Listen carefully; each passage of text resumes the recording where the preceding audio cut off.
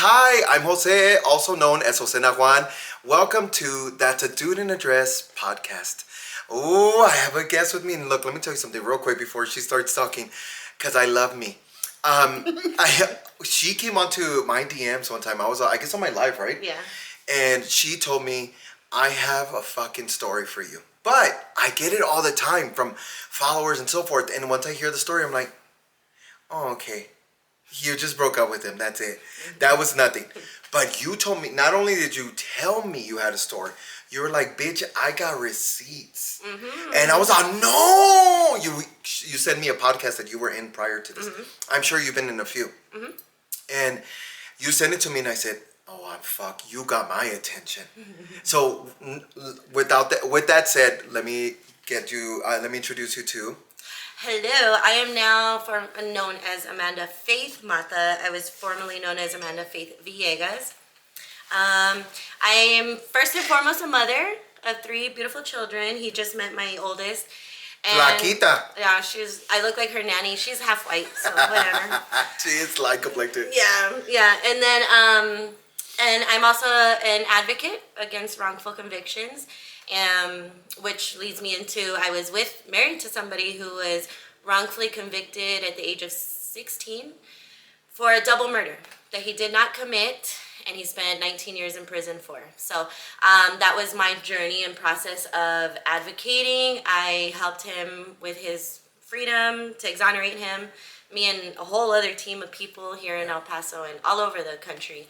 Wait, don't get too much. Don't let it all out just yet. We'll get to the how you got to all that good stuff. But she's referring to Daniel Villegas, and so let's start off where I guess right a little bit before you guys met. The reason I say it is because this is a good story, and I feel like we've all been in a relationship like that, and I want you to describe the situation where right before you guys met, who you were, how you grew up. Okay, so I was a single mom of my oldest daughter, and my family's all law enforcement. Like, I have cops, my brother, all of us, they're all law enforcement. And I was a struggling mom and living on my own. And I got home one day and was watching the news while I was getting my daughter ready for school, changing her diaper, I'm lying. While I was changing her diaper, and I saw... Okay, it gets real freaking Mexican because... by all means. The correlation, it's going to get confusing. If you don't understand it, look it up, mama. Yeah. So his sister is married to my first cousin. I'm not keeping it in the family. A little bit, but his sister is married to my first cousin. So anyway, I saw his sister on the news, and she was advocating in front of a courthouse, and I didn't know why. But all I knew is I knew her because she's married to my cousin. Okay. So I didn't listen to the story. Like I said, I had a little 1-year-old. I'm like, out, like trying to deal with that. So I reached out to her and I was like, hey, I saw you on the news. Like, what happened? What's going on? And she told me that she had a brother who was in prison for something he didn't do. And I said, well, I'll help with the cause. What do you need? She said, well, write him a letter of support telling him we're out here, we're advocating for him. And that's how that started. That's how me and Daniel started talking. So I do remember they did a fantastic job. What was the name of the podcast? True Crime Obsessed. They're based out of New York. They're awesome. Follow them, listen to it. It's a fantastic. They did the research behind it and all that good. They did a fantastic job. But now, when you guys met, this is because I think it's weird. I used to write to my mother because she was in prison, and I was a child, so I really didn't have an option at the time when I was really young. I would write, and that made me uncomfortable.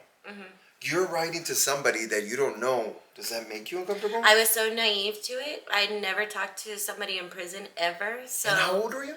I was in my early 30s. Oh, okay. No, late 20s, because I'm 38 now. Oh, so it wasn't that long ago. No. I was in my late 20s. Okay. Like, when I met Daniel, he had already been incarcerated for over 12 years. Oh, okay. Maybe that's the part I missed. Yeah, he had already been serving time. He was 16. Like, I met him through his sister. Okay. And he had been locked up already for a long time. So let me ask you, when you're writing the letter, what are you saying? I remember saying, I just wanted to give him normalcy of the free world. I didn't want to say, how's prison? What do you do? Did it hurt? Does this... I was just like, hey, we're out here. And Did it hurt? Oh, shit. Bend over. draft us off. It sounds like fun. You got your pickings. Oh my god. And I was just talking to him like normal. Like that's what I'm saying. I'm naive. I didn't know prison life. I didn't. So I'm all law enforcement on my side of the family. So I was just like trying to get to know him. And then I was like, hey, I'm out here like fighting for the cause. At that point though, I hadn't really looked into his case. So honestly, I wasn't sure if he really was guilty or not guilty. I was like, I don't really know much, but I'll look into it. And if anybody ever dives into the case, they're like, oh, that's what I said. I was like, man, he got fucked. Can you cuss? No, it's fine. I said, he got screwed over, like, big time. Like, I'm going to help with this cause. And little did I know, we would develop into two children together and a life, and the whole process. But I think I guess it gives me goosebumps to know the fact of, because I know the entire, like I've heard it on, did they also, let me ask you, because did the podcast also portray the story really well? Oh yeah, they did a great job. So did Dateline. Dateline had covered it for years, like since before I got involved. Like Dateline's been, Keith Morrison from Dateline was obsessed with this. Like I still email him now. Like he's very... And he seems like a guy with a heart. Yeah. Oh, I love him. He's awesome. He's super awesome. So before we get into that, let's get into the fact of so when you guys were writing to each other and having normalcy, right? At what point, because you said you're writing, how many times is he writing to you? We're getting once a week maybe, and then... Are we talking about a page, 2 pages? Oh yeah, they were pretty long, and he seemed more poetic, more like...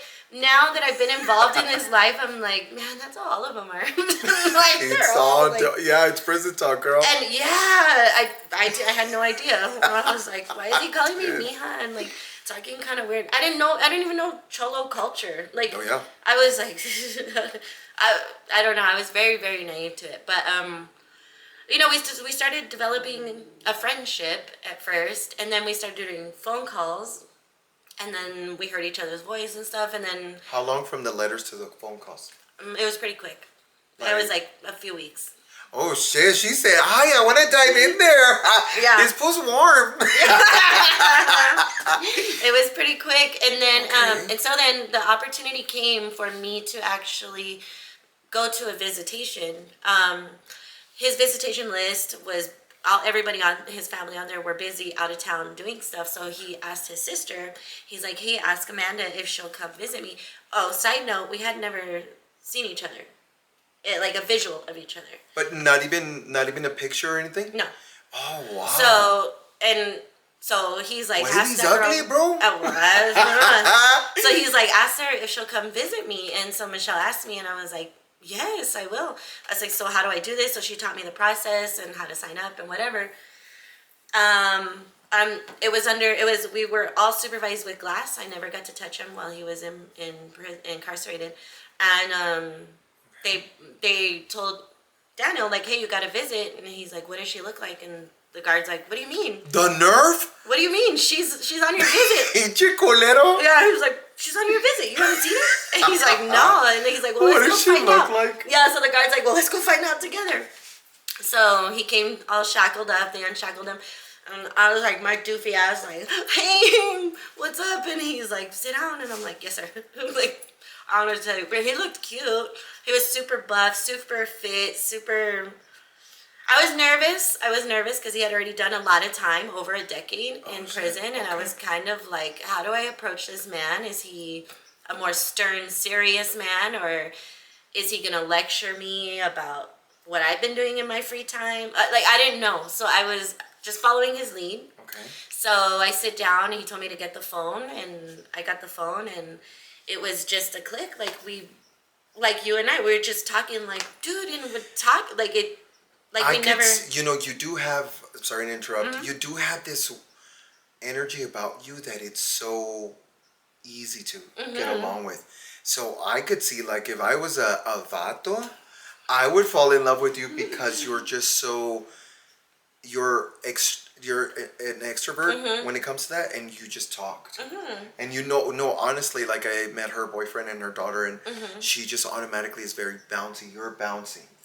For sure. Yes, and so I love that. I'm a about very you. positive person. I was talking to my boyfriend about that yesterday. I was like, well, anyways, we'll get more into that. But Yeah. he and I started talking on the phone, and it was just a very cool connection. It was just, and we developed our relationship like that. And I think that was the best way to go about it because we didn't get down and have sex and get physical. We had to really Get mentally emotional. connect with each other and get to know each other on that level before he even got out. So then, what's the first thing he tells you? He said, "I like your tattoo." He saw my tattoo, and It's an icebreaker. yeah. Yeah. And Yeah. then yeah, and then he's like, "I have tattoos too." Well, I could see because he's all sleeved up. I could see his arms, but he's like, "I have tattoos too." Remember, they're wearing the jumpers, the prison jumpers, and he unzipped it or unbuttoned it, and he showed me his body ones, and I was like, "Oh." Sign me up. What the heck? And then he's like, yeah, this one. And he was showing me his stomach, and he's like, He knew what he was doing. He knew. Like, this is what you do to all the girls. Oh Okay. But after that visit, he called me. And he's like, I'm so sorry. I shouldn't have done that, and I should have respected you. And he was a very respectful person in there. He would always be like, don't come dressed like with fitted clothes or anything. He's like, because these men, like, their minds go there, and just look as modest as possible. And I always did. So. I think that's fair. You because it seems like a protective thing. And he's initiating that because he already had like an intimate relationship with you without being intimate, if that makes sense. And emotionally intimate. Yes, and it's because well, you can also I think have like you have a little bit of both. So when he does something like that, I feel like it's protective, right? So as you walk away from the first day, do you decide like, okay, I'm gonna continue this? Besides his looks, his looks was appealing, but you walking away from that first day, what do you tell yourself? What the fuck did I just do? Just kidding. No, I didn't say that. I was just like, wow, like, this is what I told myself. This is a whole world that I have no idea about, and all at the front of it, all I kept thinking was this guy should not be in prison. That was my first initial always thought. Like, I feel like he was so wronged. He should not be in prison for this. Like, I did not know that could happen. I did not know people went to prison for something they absolutely did not do. So that was the most intriguing thing. And then the connection with he and I was something that was new to me too. His world and my world were totally different. I mean, you got to be intrigued by it. It's just something I have to figure out. So then, at what point do you start? When did you start researching? Like, Before I met him, when I saw his sister on the thing, I was looking at news articles and stuff like that. The internet wasn't very as it is now, so and I was basically going off what his family was telling me about the details of it. And there was a businessman here in El Paso who was really going forward and helping with the case, and I was learning a lot from him. So without even knowing, I was becoming an advocate because I was educating myself on the system and how people are wronged so that I could help him. You know what I mean? And what year was that? This was 2011. Oh, okay. So it's a bit ago. So at 2011, when you're approaching it, do you do the research? Do you start doing the advocacy before you go meet him, or did you do it after? No, it was after. Okay. It was after. I was just doing the research, and then after when I really got him, when I fell in love with him, and we said, okay, like, he asked me to be his girlfriend while he was incarcerated. And there was a day where they said the world was gonna end. I think December in 2012. I think. Yes. Yeah, he's like, well, I mean, if the world's gonna end, I think it was 2012 or something. Yeah, it was like that. 2012. Yeah, something like that. Yeah. He's like, will you be my girlfriend? I'm like, yeah, we might be dead in a little bit, so whatever. Sure, sign me up. Yeah. If we die, we die. And then after that, I became more serious about advocating. That's when I have so many people who come at me all the time asking for help, and I tell them, like, my steps were, I literally would watch a documentary and wait for the credits to end and look at the producers, the blah, blah, and I would research and find their emails and try to email them, and like just little things. I'd read a book and look at the author, and I'm like, I gotta find this author. And I was just reaching out to everybody, and just the way the world works, the way that everything was supposed to go through God, a higher power, energy, whatever. It was amazing, Juan. Like, there's a story I always tell. Like, I went on a plane to take my daughter when she was little to her dad's in Florida. I flew over there and I flew back. When I was flying back by myself, it was an empty plane. It was real dead. I was crying because I was going to miss her. She was a little girl. So I sat down. This man comes in and he's looking around. He sees there's all these seats and he sits right next to me. And I'm like, damn it, man. Like, I just want to be. All these, yeah, I was like, I just want to be in my moment right now. Like, I'm crying. He can tell. And he gives me a drink voucher. He's like, you want a drink? And I'm like, I guess, yeah. And I'm like, please don't hit on me. Like, I'm like, my head's not here right now. And I was a mess. And so he's like, are you okay? What's going on? So I tell him, yeah, I dropped my daughter off at her dad, whatever. He asked me what I do for a living, and I asked him, what do you do? He's like, I'm an editor for Texas Monthly. I talk about the criminal justice reform system. And I'm like, what? He's like, yeah. And I'm like, I have a story to tell you. So I ended up telling him a story. He published it, and that got a lot of traction on that. But I'm like, just the way things work. Like, you could have sat anywhere, and you sat right here, and it was I believe in energy too. So I'm like that. I'm a big proponent about attraction, correct. And when manifesting, correct. And when you're in the right place, that this is your destiny. So yeah, I agree. So what does he tell you after that? What do you converse about? Like I would love to hear more about the story. So what I told him was everything that goes down. He's like, I believe it. He's like, I wrote a book called Tulia.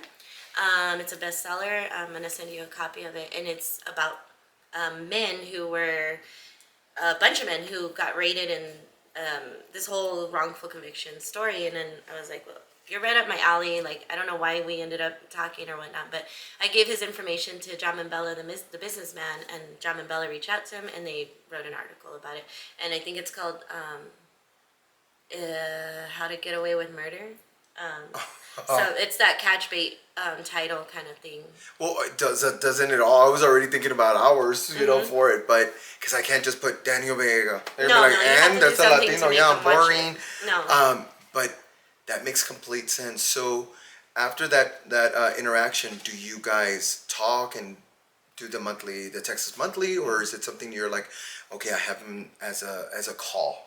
Yeah, as a call. As a reference? And at the same time where John was like leading everything, and he was when I was learning how to advocate for him. He was putting signs all over El Paso, billboards all over El Paso. He owns a construction company, and he had his vans and work trucks with Daniel's face on them all over. Like, the whole town was getting traction out of John's work. And so you got a good connection for him. Now, was he doing this before you? who? What is his name? The Texas Monthly? Yeah, he was. So he was doing it before you?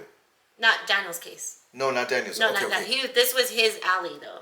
Oh, okay. But we brought him Daniel's case. Okay, so I guess because I'm just trying to know, did your interaction start this up, or is it something? No.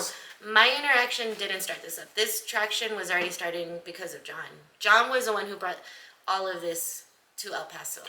Oh, okay.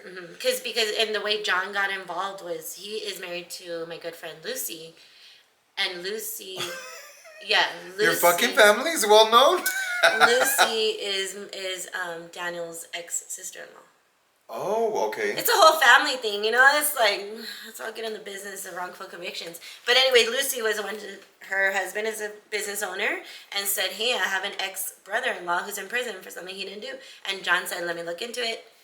And John had the finances and the good heart. He's a freaking awesome human being, and he's spent like close to $1 million in Daniel's freedom. Like, he went above and beyond to get everything. And I just learned and followed and helped. And yeah, that was my part. So, because she makes it really sound so easy, but it's not like that. That's not true.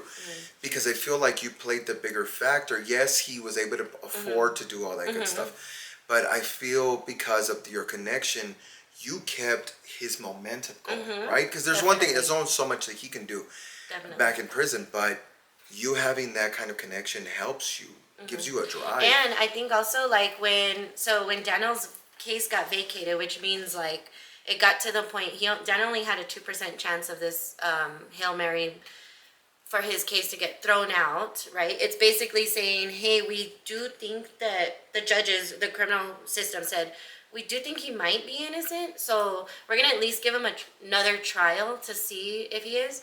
So they let him out in 2014. They were like, Okay, sorry. I No, don't no, want. yeah, I want to go. cut her off because people are probably going to start at this point asking, "What did he do?" Because you Oh. kind of gave a vague description.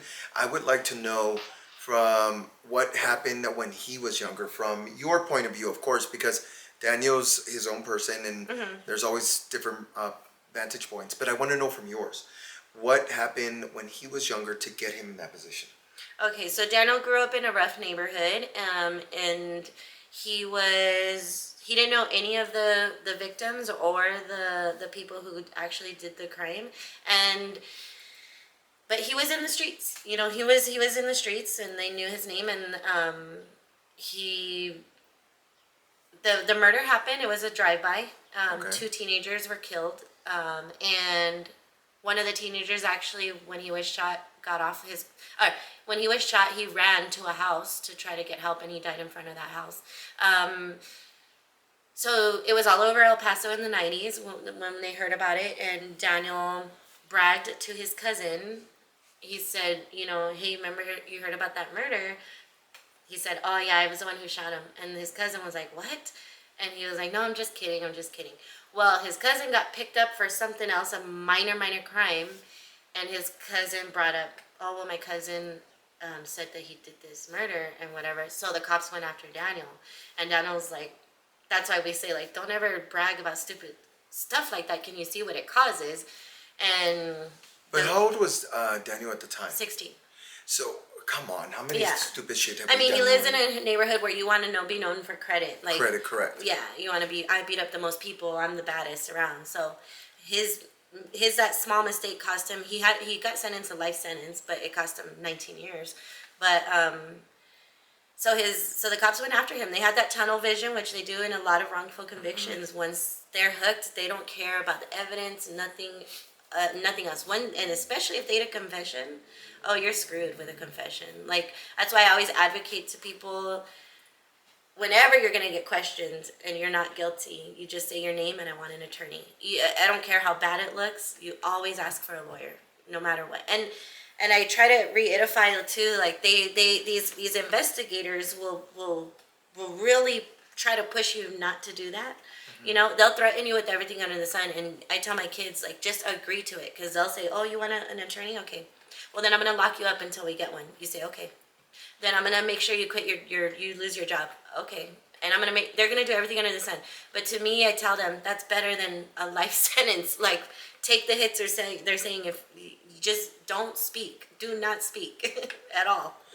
And I guess that's the most intimidating, because was yes. Daniel, did he have his parents with him to represent? Well, his mom, when he got picked up at his house, and his mom told him, do not talk, I'll come in the morning to get you. And there was a survivor of the shooting who was also questioned and threatened. I mean, his friends were the ones who were shot. But these cops almost made that survivor confess too. Like, this is how mentally screwed up they had the survivor. And he was this close to confessing, and then his mom walked in and said, you're not gonna do that. He just saw his friends get killed. You're not gonna do that. So then they went to Daniel, and Daniel was a weaker link. And unfortunately, he confessed. His mom showed up, and he's like, Mom, I didn't do it. And she's like, okay, yeah, I know. He's like, but I gave him a confession. She was like, oh my God. So what is Daniel explaining to you, that during the I guess it's not an investigation, during the interrogation. Thank you. So what happens during that interrogation? What did they ask him?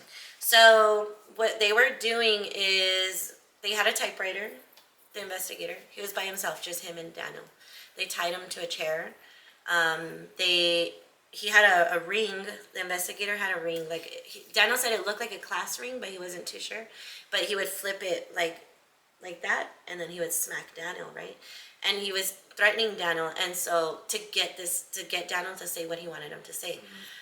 So every time he would be, this is how it went. The investigator said, okay, so you're driving down blah, blah, blah street. And Daniel's like, no, no, I'm not. And the investigator would get mad. He would berate him. He would get the paper, crumble it up, throw it away, and be like, okay, we're going to try it again. You're driving down the whatever road, right? And Daniel was like, no. So this went back and forth until Daniel, you can always break someone. You can find a way. I don't care if people always tell me I would never admit to a crime I didn't commit. Everybody can get broken. Everybody can. And he was 16. He was young, like very influenced by authority and scared of authority. So eventually they broke him down, and the man typed it word for word and told Daniel sign here. And as soon as he did that, the first person Daniel told that he didn't do it was not a CPS girl, like a social worker. She went to go see him. He was in the detention center, and he was like, I didn't do it. They made me do that. And she wrote that down. That saved him in this last trial. Because they were like, look, judge, like right away he was saying what they did to him. He didn't wait. He didn't go to, a lot of times people go to prison. They learn how to lie. They were like, we have a paper trail of him saying, they forced me to do this. This is what they did to me.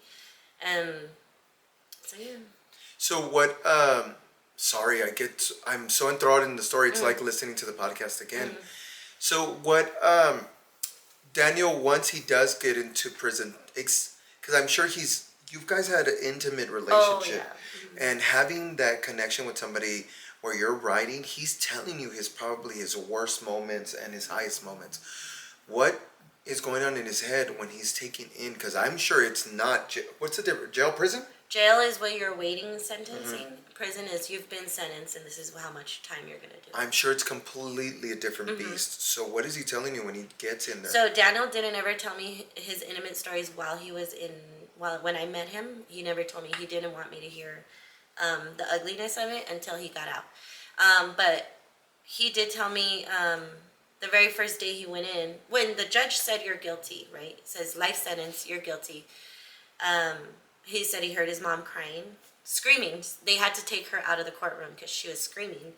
And then he said, I didn't cry. I didn't until they walk you down there's an underground tunnel under the jail.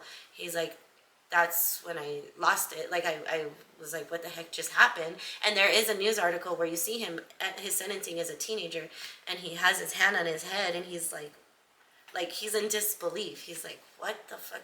What did they just do to me? And so they shipped him out to prison, and he said his first day, the guard told them, it was him and a few other inmates, and before they went in, he told them, like, you guys, at least 2 of you are going to end up dead tomorrow.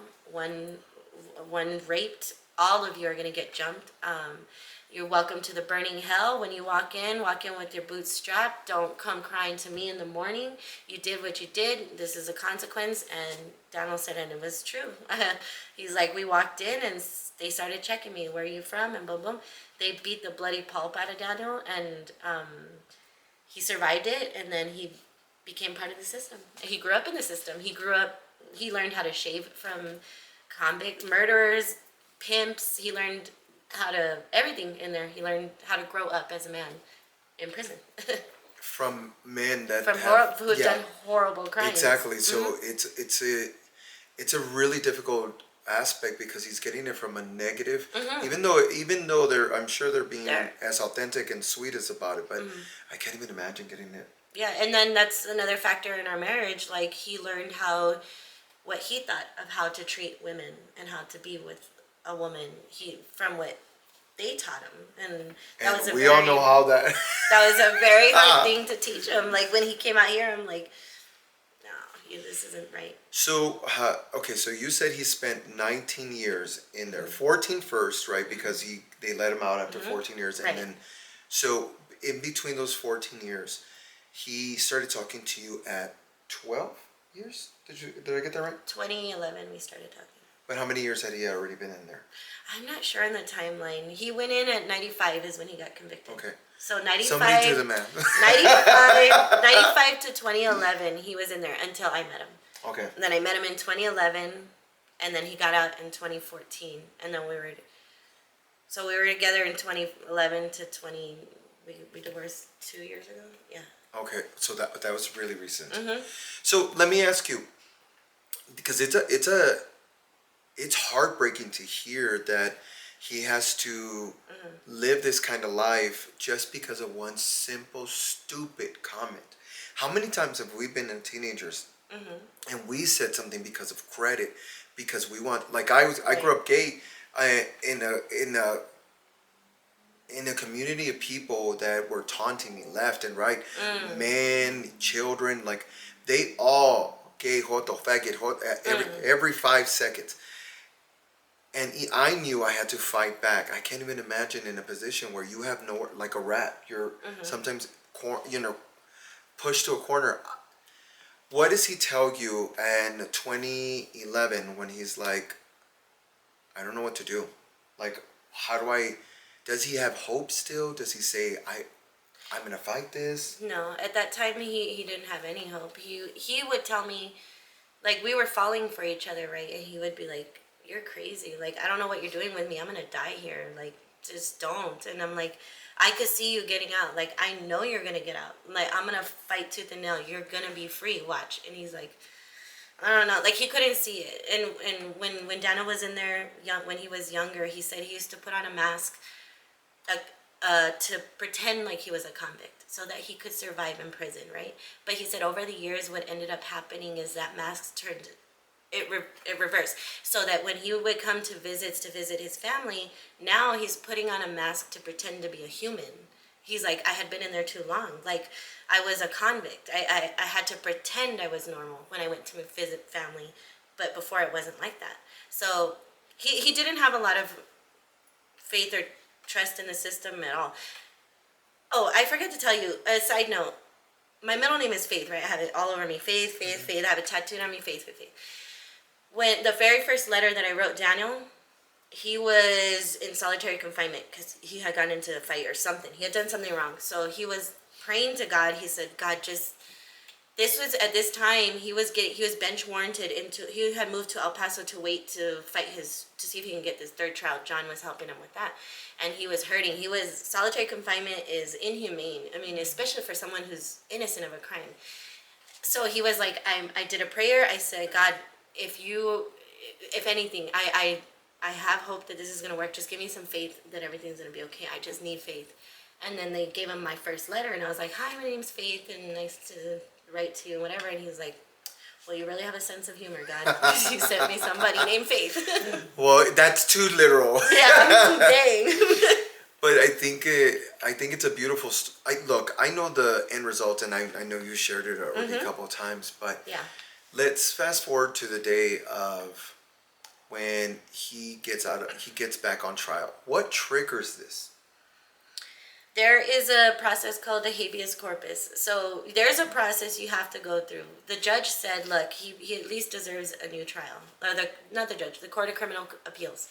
That's a 2% chance. It hardly ever happens. Most courts are going to say, no, we don't even want to look at it, you're guilty. And the state of Texas is a very conservative criminal justice system, right? And you have to have at least majority of this panel agree that Daniel needs a new trial. Well, for the first time in history, the whole panel agreed. They were like, yeah, he needs a new trial. And so he won that. So then they say, okay, you stay out here. We're going to let you out. They let him out in 2014. And then we're going to pretend like you just got picked up for this murder. So we're going to wait and see if we go to trial again. So that it left it up to the district attorney. Like, hey, man, you know the case. Either let it go, drop it, or let's go to trial. And the district attorney was bent on getting Daniel back in prison. So he's like, no, we're going to trial. On our taxpayer money, he was like, we're going to do it. So we went to trial. They set a date. It was actually my due date because I was pregnant with our son. I was pregnant. I was going through this trial. My mom was passing away slowly. So as soon as you got out, you got pregnant? Oh, yeah, the first year. Get it, Daniel. The first year, I was pregnant. Oh, I was pregnant with my son. But this third trial was with my daughter. I was pregnant with her. Okay. So they set the trial date for her due date. I was like, no, bro. He has to be there to watch me. So they pushed it a little longer. And that was the most intense of our marriage, of our 10 years, because he was like, his headspace was like, I don't want to. He had been out since 2014. Now we're in 2018. We've built a life together, and he's like, they're gonna take this away from me. Like, I'm gonna go to trial and lose. And I'm like, it's so hard to tell him you're not gonna lose, because I don't live that life. I wasn't the one who was wrongfully convicted. He was. So it was hard. We would be doing family things, and he would just break down crying, and he's like, damn it, like, I don't want to go to court. I don't want to. And I'm like, you have to. Like, we've done so much. We have to finish this through. Like, I can't, you know, I think the perspective of him seeing those moments that you both are, or all of you are having together, I feel like what a moment that he has to actually step out of it mentally and emotionally and say, this doesn't belong to me, because more likely I'm going to be fucked because no one cares. right. Because that's how he was the first time. Yeah. And walking into a young situation, I can't even, I think I would feel the exact same way. And he had when he went into prison when he was 16, he was a teen dad. So he had a daughter. She's 10 years younger than me. So she grew up without him, and so he was doing it over again with our kids, and he's like, I can't lose my kids again. Like, this happened when he's like, it's a repeat. They're gonna fuck me over again. And it was a lot of, I never cried in front of him. I was always the strong one, but late at night or in the shower or when they're out and I'm by myself, I'm like, God, let me get this shit together. Like, I have to be strong. I can't let him see me weak, because if I'm weak, then all of us fall apart, I that's a perspective. I talk about that all the time, but I don't think strength is based on not showing the emotion. I think strength is behind dealing with the emotion, because we can't keep carrying it, because it comes into our relation and spews out. And I think some people know how to build it and they just explode. I personally couldn't do that, but I see what you're saying. Yeah. So when he comes out in 2014, what happens? Like, how do you walk away and say, let's go build a life? It was crazy. That the first day that he came out, remember, we had never even touched physically, like held hands or nothing, and the media was just all over the place. I had no access to him. I was swarmed with media all around. So it was just to me, very normal. I started seeing, as the days went on, like, the little things. I had to keep reminding myself he didn't know anything about cell phone or like technology or how to use a debit card or any of that stuff. And it was fun to watch. To me, I was like, wow, to be able to experience this with him for his first time doing this, or it's been 20 years since he's gotten in a car and drove and stuff like that. It was a pleasure for me. It's so weird that you say it's a pleasure, because I'm like, I would be like, it's so weird to watch it grow. There's another podcast, the girl is like, I'd be like, man, my man is stupid. Like, my man can't even drive. No, I was like, no. I never thought of it like that. I don't think of it as stupid. I think of it as, because you're getting to see the development. It's like watching a child, right? Yeah. Play with it and trying to discover what it is. Like, I helped raise that boy. So what? So then you go. I guess I'm trying to picture it.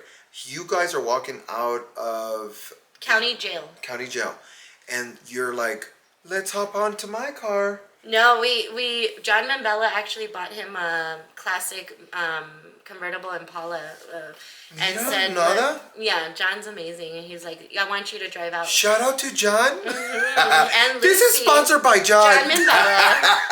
Him and his family are, God, they're, the things they do for people is, and he's one of those humble people who's like, if I have it, why not? Like, help somebody, That's a sweetheart. So he bought him that Impala, and he got in that, and we went to go to a restaurant, a steakhouse here, and that was sad too, because John's like, we get off the car and media is following us, like everywhere we went that day, they were there, to his house, everything. So we get off in the car, and remember, Daniel's 19 years of being told what to do, when to do it. Okay, so we're walking in the restaurant, and we all walk in, we open the doors and walk in, and Daniel stays out. And we're like looking back, and John's like, come on, you can come in. And Daniel's like, I'm just used to someone opening the door. Like, I can just go in. And John's like, yeah, you can just open the door. And we're like, oh my God. That's Poor Daniel. heartbreaking. Poor Daniel. Yeah, we were like, don't make a scene, because we were like, God damn. I can't even. Shit, I'm over here holding my fucking tears back. I can't even imagine you having to say it's okay. Yeah, no, it's John. He's You're like, safe. you can come in. You can open the door. And he's Yeah. like, okay. It was insane. So- A bunch of little moments like that. So he orders steak. Yeah, they got him the biggest steak. He said they get him the steak knife, and he told me, he whispered, he's like, they give us knives here. And I'm like, yes, don't make a scene. No, just nod it. Yeah, it was just a bunch of weird stuff that he would do. And So I did listen to the podcast, and then I'm not sure how R-rated I can get on this. No, you can. I mean, I'll be careful, because yes, it's YouTube. Yes, correct. But I want to know the step, because I can't even imagine him grabbing a phone and being like, Oh, well, when we no. went, that was funny, because his niece took us to the cell phone, to get him a cell phone at the cell phone store. And all these people were lining up to take pictures with him and stuff. And I was like, who do they think you are? Like a boxer or something, or what? But, I mean, the love and support he got here, it was insane. Anywhere he would go, it was like, oh my God, can I take a picture? And they just wanted to be near him, because they were like, God, his struggle, like, if he made it, if he survived it, like, we can do anything. And he's one who got me through a lot of my hard times. Like, when I was having a bad day, I'm like, why am I bitching? Like, he did. Daniel survived. Yes. I was like, I can do it then. Fuck that. Oh, screw that. So when he gets a cell phone, what happens? Like, he's like, here, can I have it? Or Yeah, like, yeah. what We does he took do? it. We took it to his mom's house, and they gave him a cell phone, an iPad, all this stuff, and they just sat down and taught him how to do it, how to use it, and he's like, okay. He was soaking it up. The first thing he did was went to lay in his bed, because we promised his mom that he would stay with her for a year. And so he jumped on that bed like I did earlier. He jumped on, he was like, oh my gosh. He's like, this is amazing. I'm like, the things we take for granted, Jose, the things, that made me appreciate life so much more, watching how he appreciated such small little things. I'm like, dang. You know, I was watching it, that reminds me, I was watching a TikTok, and in the TikTok, the guy, the family that adopted him, he must have been adopted at an older age. He was already in his teens. And they brought him a cake, and he is in tears. He's weeping because it's the first time he's ever had a birthday cake. And I'm assuming that it had been so long that is his birthday cake, right? That's the bed is a resemblance. Yeah, or, that's a good. Yeah, a way of saying, I never thought of it like that. This is mine. Wow. And he gets to celebrate. He gets to celebrate it any way he wants to. First night. What I was like, he like stripped down, and he's like, all right, this is what I look like. And then he's like, get naked. I'm like, nope. Turn off a light or something. I mean, it's a real light out here. I was like, turn off the Put light. a curtain up or something. But at that point, when they've been in there long, you can look like Shrek. They won't care.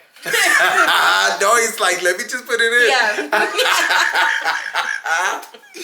So, what can I ask you? What his mom? Like, I can't even imagine. I'm sure his mom's like, we're gonna all lay in the same bed. Well, his mom's another warrior, man. She's the one. I learned how to be very strong because of her. Like, she's the leader of their family, you know. His mom says, like, his mom was exhausted. She was putting up the fight, too, for so long. And so when I came along, she was kind of like, I don't know. Her and all of them were like, I don't know about this girl. Like, she thinks he's going to get out. Like, we've tried. We've all tried. It's not going to happen. And I'm like, she thinks I'm like the one who took over because she was tired. Like, she says, like, you were bright-eyed, bushy-tailed, and you were like, let's go gung-ho. You do give that bright-eyed and bushy-tailed kind of thing. And she was like, then you try. Good luck. And so I love his mom. His mom's she loves our kids. What's her name? Yoli. Hola, Yoli. Yolanda. Yeah, she's good. But so then you guys are starting to develop. It's been how long since you start? Because I'm assuming you're teaching him almost every single thing. Yes. What's one of the biggest things that he had a difficult time with? Because you said he's soaking up the electronics, but what else? What is he really having difficult with? Socializing. Being in a social atmosphere. That was very hard for him. even with family. His family right away wanted to, like you were saying with Yoli, like wanted to be with him. They missed out on so much time, but he couldn't handle. He was like, I'm not used to holidays, and I'm not used to celebrating birthdays and stuff. So like, they keep wanting him, like, tell Daniel to come. Tell him like we're making food. Let's go eat. And he was like, not that he didn't love his family. It's just something he was never used to. So that caused a little bit of tension or uncomfortable opinions and feelings between all of them. But they because knew everybody wants to take it personal. Yeah. And don't want to step away from the situation. Daniel had to explain to them, like, I am just not used to this right now. Like, I just want to be in my bubble with Amanda and just quiet. Because I don't think they realize. I think they hear it as like from somebody like I hear it, but what they don't see is that he was 19 in, 16 out.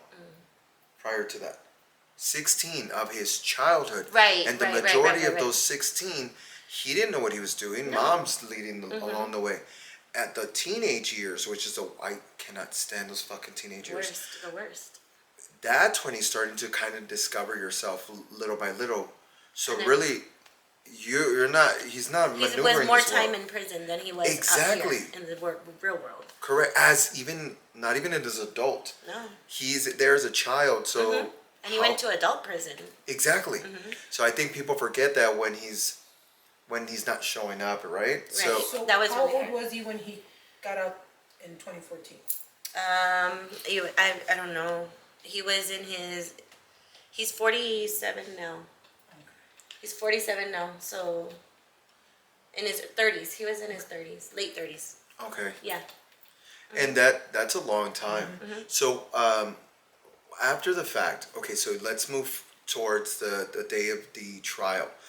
What happens right before the trial, and then what happens at the trial? So what happened right before the trial, there's a thing called an Alford plea, and I'll explain what that is real quick. It's basically the prosecutor who wants to put you in jail says, hey, take this plea deal. What this is you can say to the world that you're innocent, but you have to sign that you're not innocent. But we won't make you serve any more time. We won't go to trial. You can be free. You can do what you want. The catch to that is, because they say, because if you go to trial, Daniel, we believe that we have enough that we're going to win.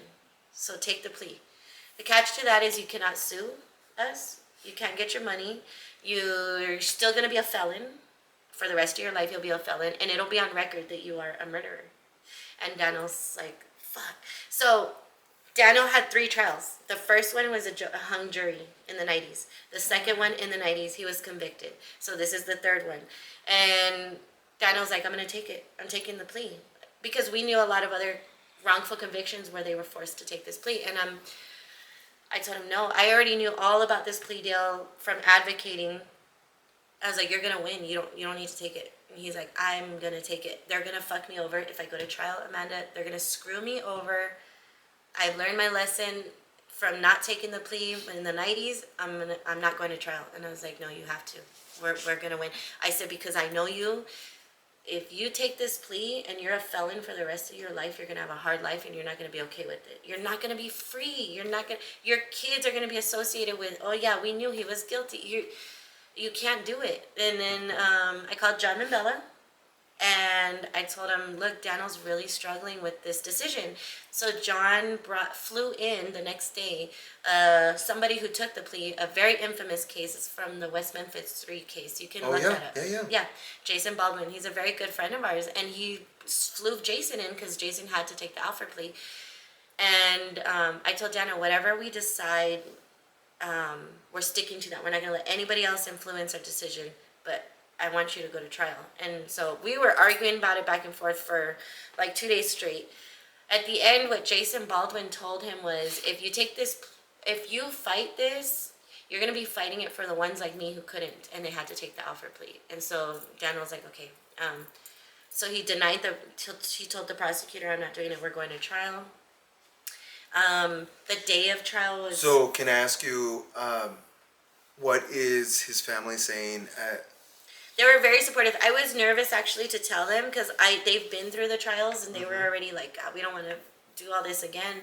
They had told, like, I don't know if all of them agreed with, but they were kind of like, if you want to take the offer plea, take it. Like, you'll be free. You don't have to worry about a trial. Like, you're guaranteed freedom. And so when I was convincing them to do the opposite, I was kind of nervous that they were going to be like, God damn, Amanda, like, we can't do this again. But I knew in my heart of hearts, like, all of this that came to surface and the way everything came, I was like, there's no way. Like, I knew his case in and out. I'm like, any dummy could see. He just needed the right team of people that John helped get. And I was like, he can win this. It's not going to be a not guilty. Guilty. It's not going to be guilty. So how does he introduce it to them, or how does he give them the answer? Is it like over the phone or in person? No, we went to our family's ranch, and we had a bonfire, and we told him that was our decision, and we're not gonna take any opinions or anything else. Like we said when we left that house with the decision, nobody's gonna change it, and they were all like, "Okay, we're ready. We're gonna follow your lead. We trust you guys, and we got this." So. And the moment from the moment you guys decided, how long did it take the trial to start? About 3 months. Okay, so you It was still had a quick. minute. I mean, it's quick, but had a minute to get a team and so forth. It's not like it happened. Well, over we've been in a having, we had a team for a while. We were just in lingo, like to see if they were even going to go to trial. So our team was ready, had been ready, and we had the best of the best team here in El Paso. So when they said, yeah, we're going to trial, this is the confirmed date, we're like, damn, this district attorney won't give this shit up, man. It's ridiculous. But we're ready. We've been ready. Okay, so when you start getting the trial started, what happens? So it was a huge profile case here in El Paso. So they had to pick a jury. Tons of jurors. We went in there. They picked the jury. And as soon as they pick the jury, then it starts. Then it's like, okay, we got our 12. Let's go. Ready? And I didn't know that. I thought we were going to go home and the next day. No. No. They're like, no time to breathe. Let's go. And I was like, shit. Jury started. It was for 5 days. It was amazing. It was something I'd never been to a trial, and I knew the case. So I had my notebook, and me and John Nabella, and we were like being like, don't forget this, tell them about this, or the timeline or whatever. And we would slip it to the attorney, and he would be like, yeah, I got this. I'm like, don't worry. Yeah. You sit down. Yeah. You didn't go to school for this. Okay. But, and then I would slip little love notes to Daniel, or like notes like, you're okay, you're fine. Because I knew a part was coming up. It's like watching a movie that you already know the whole story. And I'm like, they're going to bring up autopsy pictures now. Like, don't worry, you're okay. Just breathe, whatever. And they would give it to him. And he was like, okay. Like, it was interesting. The last day, So who preps you that the autopsy? Is it the lawyer, or is it something that you just... They're talking about it, and they're like, we're going to bring in this into evidence, Judge, if we can, and it's going to be the body of the victims or whatever, because they want to show where they got shot and versus what and what. But So how long was the trial? 5 days. That's nothing. It's short. I thought you were saying like no, five... Monday through Friday. Oh, shit. It was Monday through Friday. And the jurors were sequestered, so they got a hotel and they stayed there. They weren't allowed to watch social media or But that's difficult because his It's case has been already... So all how around. could you not be a little biased on the fact? Can you read looking at the... Because you know how you see it, right? You can tell, like, you're like, oh, that one's it. That bitch is going to say Yeah, no. I tried, I couldn't.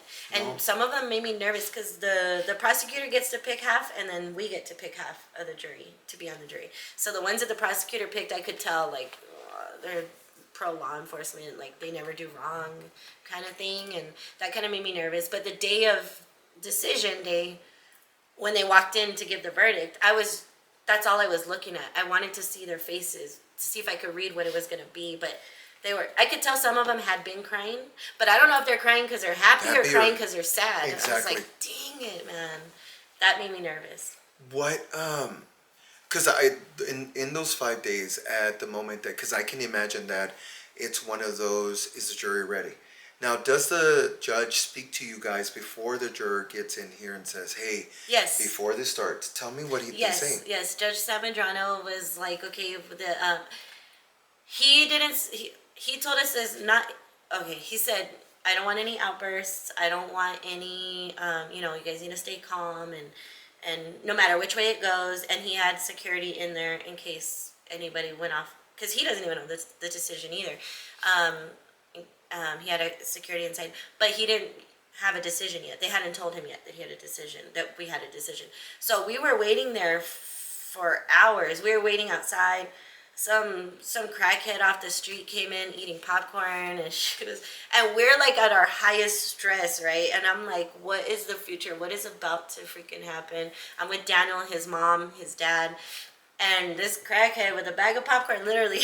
She's like, so what, you think you're gonna find you guilty? She tells Daniel, and he's like, and in a different mindset, and I'm like, get this out of here. Get her out of here now, because I'm about to catch a case. Like, she needs to leave. People are watching it on Bitch, leave the popcorn and get out here. People were watching it on TV. It was insane. And so when they step away, how long did they take to... it was on Thursday that they started deliberation. They couldn't come up with anything, so we had to wait till Friday. And Friday was, I want to say, like 5-6 hours. When in that kind of position, when a jury takes, that's a quick, honestly, quick turnaround. Yes. Yes, and that's a very scary thing, because usually when they're quick, it's guilty. It's usually guilty. Yeah. It is. And so when if you had told me that before, I would have been like, oh, he's guilty. That's it. Yeah, when I watch stories, I'm like, 2 hours to take to decide it's guilty, and it usually is. But my best friend she heard the attorneys saying that they had a decision, so she came running, and she's like, they have a decision, they're ready. And I'm like, oh shoot. Where were you? Me and Daniel and his parents were sitting outside the courtroom. Okay. And so we got up, I hugged him, I said, it's ready. So as you're walking in, tell me what because I can't even imagine the thought process. What's racing in your head besides what's the outcome? What's going on? What are you thinking? Well, I was, that morning on our way to court, we had a church that offered to babysit our children for the court for free. So we went to go drop them off, and when we came back, there was a trail of roses to our house, and from the main street all the way up to our house. And we were like, wow, like, people are really going for us. Like, we got this. We said a prayer, and then we went to court. But I was just thinking about the future for my children, really. I was like, I don't know what I'm going to do if all of this is going to follow me if it goes the wrong way, because I'm the one who really pushed him to fight it. And, like, how am I going to do it? Then it feels like I did something wrong. Like, and then Daniel having to go back and that's what... I was very positive all the way up until this very last day. He broke down, and he was like, I can't, we had a moment, and I was like, do not start, Daniel, because I am too weak to fight it. I'm too weak to be okay for you right now. Like, my bubble is bursting, so I need you to be strong. Like, we're just gonna go, we're fine, and it's gonna be a good outcome. But inside, I was absolutely terrified. I was sick, terrified. So I can. It kills me to see you, because it feels like you're almost reliving it, right? I can see and I can feel your emotion. I'm holding it back, trust and believe. I see you crying, and I'm like, cut this fucking camera off, because it's... Yeah, it does really bring you back to that. It does. To that day. Mm-hmm. But I can't. So tell me, as you're taking the breath, and as the judge just finished wrapping up and saying, hey, you guys don't overreact, don't do so forth, steps in the jury, what happens after that? Because I can see it on TV, but I wasn't there. Yeah, that video doesn't even suffice the real tension and feelings that was going on. I was zoned in on just Daniel. Well, I was zoned in on the jurors first when they walked in. I'm trying to read them. Behind me is Jason Baldwin from West Memphis 3, and the founder of the Proclaim Justice organization, John. And John's like rubbing my back, and I'm like, oh God. I only know that because I watched the video so many times. But when I was there, I was just like focused on Daniel. All I wanted to do was send my energy to him, like, you're gonna be okay. I hope you're listening. You got this. You're gonna be okay. So when they tell Daniel to rise, I'm like, oh, we should I have to sit. Like, I'm so connected to him. Everyone else is sitting down, and I was like, I'm about to get my ass up too. And he's crying already. And like, I asked him, what are you whispering in your attorney's ear that we can't hear, but we see? There's a longer version of the video. I'm like, that we see. And he's like, I'm telling him, like, did we make the right decision? Did I do this just for the wrong reason? Did I make the right decision? And am I going to go back? Because it almost seems selfish, right? Mm-hmm. And he's telling his attorney, am I going to go back? Please tell me I'm not going back. And he's like, you're not, you're going to be okay. So there's, when they read the form, there's a Form B and Form A.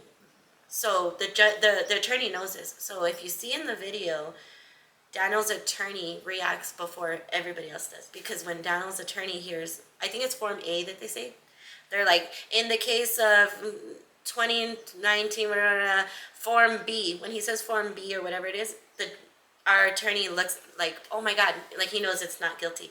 And then the judge reads the rest of whatever and found not guilty. And then we're like, and then that's when Daniel collapses to the floor. So it's so I saw this photo and it's really heartbreaking. I'm sorry. It's heartbreaking because you do see him, as you could tell that he has, like, it almost feels like gravity has taken a toll on his body. And that it is weighed down. And you could see it in the like, I can't do this, and he just falls. You could see it. I saw that photo and I feel like there's a weird connection to it, because you see a human being at its most authentic and heartbreaking moment, where he has to say, I deserve this too. I am also deserving of the life that you get to breathe every single day, and now I get to walk out a free man. So what and is... I feel like he really at that moment, everything shed. Like, everything that he put on, the facade that he put on to be able to survive growing up in prison, he was able to be like, I'm not going back, in my arms. And I just remember saying, your dad's coming home, like, you're good.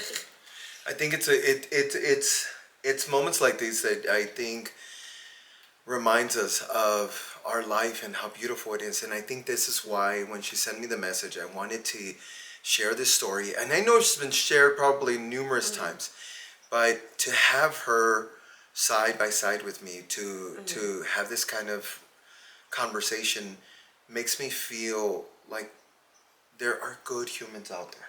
And I feel like you represent what humanity should look like, and at its purest moments. Because even you come in bubbly, and I'm like, is she drunk? And I'm because you still have so much life and you have so much air in you, that I'm like, this is what makes me feel good, that there are people like you out there. Thank you. And so that means a lot. Go ahead. I don't want, like, that's my main goal. I'm very positive because I don't want my purpose in this world to have a bad story. There's a reason that we go through these bad stories. You know, they say you have to go through the storm for a rainbow, if that's, I mean, at the end of it. And just positivity to me is everything. People always ask me, like, how are you not bitter? How are you not, after, you know, our marriage did not survive it. And after all of that, like, after everything you've gone through, how do you still, but why not? How do you not be like that? I agree. It's just do it. Just be happy or be grateful. I always fill up my cup with, I tell my boyfriend now, I'm like, with the smallest things, I wake up and I feel like I'm going to have a bad day. I'm like, dang, thank God I woke up today. Oh, thank God I didn't, my ankle doesn't hurt today. Thank God I was able to take a shower. Thank God, thank God, thank God. By the time I get out the door, I'm like, shit, yeah. Because you're already the gratitude is already out. For the simplest thing. Thank God I have toothpaste. Thank God I have, that's. Thank God. Thank God. Thank God you have toothpaste. So No. I have a question. Yes. How is Daniel doing now? Yes, that's my next. He still needs a lot of help. He needs therapy. I love him as a father to my children, but he's still learning how to acclimate after. Yeah, he's got some days where he's not doing too good, but for the most part, he's doing well. And do you guys have a connection to where he can call you? at any given moment, or is it? At this moment, no. We just co-parent. We co-parent. We both have our own significant others, and we co-parent. And I get along with her, and my boyfriend's been amazing. Like, my boyfriend shows me a different side of love. He's like, you know, you've been the one to take care of everybody and everything, so let me do it for you. And he's yummy. Yeah, he's a He cutie. is. I was like, oh, is that for me? I deliver. I was like, oh my god, that's so cute. No bitches ever gave me that cute. No, he's really taught me like oh man, like the love that he gives me. I'm like, I don't know how I deserves it. But he tells me what you tell me. He's like, I don't know who you are, how people are not like you. Like, You deserve it. Yeah. I think sometimes the way you say you're grateful for the things you have, you are also grateful for your strength, and I think you forget to tell yourself, and that's okay. I understand, but at times when you're by yourself, remind yourself that you also deserve this, just like he deserves to breathe this air and be out here with y'all. Yeah, I never saw that perspective. Yeah, you also deserve that. Yeah. You did what you did at the moment when he needed you the most, and because that you served its purpose. Yes, exactly. You no longer serve this moment. Right. You serve your family. You serve you. And I think that's the moment that when you sent me that message, I was like, I love her. And I do appreciate you. It's a gratitude I'll never say, or people will probably have the words to say, but you're really strong. You really are. And you're really sweet. She has fucking amazing eyes and curly eyelashes. I cannot stop they're looking not at them. fake either. No, I know. I was looking for it to clock them. They're real. I was trying to clock them the entire time. But they are beautiful. With that said, I just want to say, did you want to give any thanks to anybody of the sponsors? Oh yeah, of course. Like, I want to also thank you for giving me this platform. You have a platform, and I love it. And I thank you and Mel and for being so gracious to take your time out of your day to help me advocate, and anywhere I can, I will. But the Innocence Project, if you guys ever want to donate or look into, or if you have family, reach out to me. I can guide you in that. I am Amanda Faith Mata on everything. And I'm just so very thankful. Like, you are a beautiful human being. I feel like I connected with you before we even met too. Right, I did too. I really did. Like, we could totally just move here. No, I'm good. No, I'm good. No, but I'm very thankful. Yeah. But I am too. I really am. With that said, let me also say hi to my sponsor. Thank you. This is also sponsored by Magia Coffee. Please get your coffee. This is something I wanted to bring you a cup, but I wanted to get you a new one, so I'll send it to you and all that good stuff. But magiacoffee.com, get your discount code with Josena Juan 15. Thank you so much for spending time with us and getting to know her, as well as you being able to share Daniel Villegas' story. So with that said, dame un besito because we gotta go. Bye. Bye. Give me a fucking hug. Oh, I really do appreciate it. Thank you. Thank you. Thank you. It means a lot, really. It like, woo, gets me there, Mel.